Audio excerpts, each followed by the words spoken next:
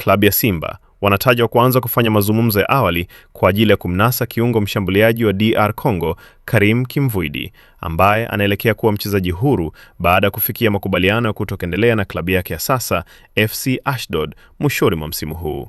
Taarifa zinaeleza kuwa Kimvuidi, ambaye amekuwa akiichezea Ashdod kwa mkopo akitokea Orlando Pirates, hatarajiwi kuendelea kusalia ndani ya kikosi hicho kwa msimu ujao, jambo ambalo limezivutia klabu kadhaa barani Afrika kufuatilia kwa karibu hatima yake.